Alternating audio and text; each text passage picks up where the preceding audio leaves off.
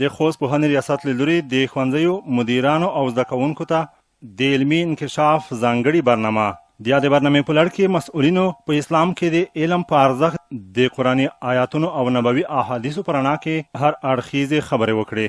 مسؤلینو غوښتنه درلوده چې زده کوونکي په اسلامي او افغاني روحیه په کار د سمبال ټولنې ته وړاندې شي.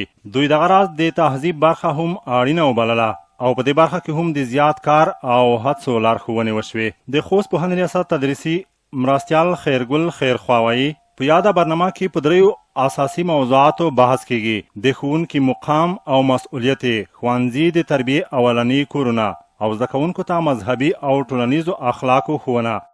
چې هغه زده کوونکي چې پوهنتون ته په لوړو نمرو د خپل خوښ ښوونځیو ته بریالي شوي دي، د هغوی دپاره مې یوه تشویقي برنامه په لاره اچولې دی. بل مو هدف د هغه دی چې هغه مدیران سرښوونکي چې هغه دلته په خپل زده کړې کې دلته شاګردونو ته خپل زده کړې انتقالوي. د دوی دپاره موږ درې موارد په پام کې لرو.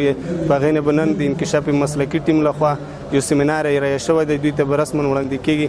هغه دا ډول دی چې زده کوونکي په مذهبي توګه دوی اول وروزي او بل په اخلاقي توګه بل ښوونځي چې دی دا د تربیت اولني کورونه دي، په دې کې به انشاءالله دوی ته سیمینار وړاندې کېږي. دغه راز ګډونوالو هم دا ډول برنامې خورا اغیزمنې وبللې. د دوی خبره چې په دې سره زده کوونکي لا تشویق کېږي. همداشان د ښوونځیو امیران متوازن علمیت رامنځته کولو او ظرفیت لوړولو کې اغیزمن ګام دی.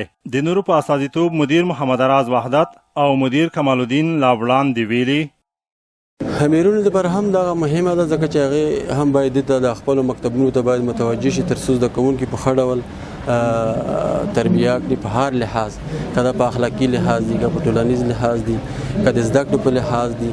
نو د امیرونو لپاره هم په اداري لحاظ هم مهمه او دا ډول غونډې ضروري دي تر څو هغه د پوهنې ریاست او د ښوونځیو د امیرونو ترمنځ یوه هماهنګي منځته راشي او د ډول برنامې د ټولو دپاره ګټورې دي. نو دا ډول پروګرامونه د زده کوونکي لپاره بیخي زیات مهم دي.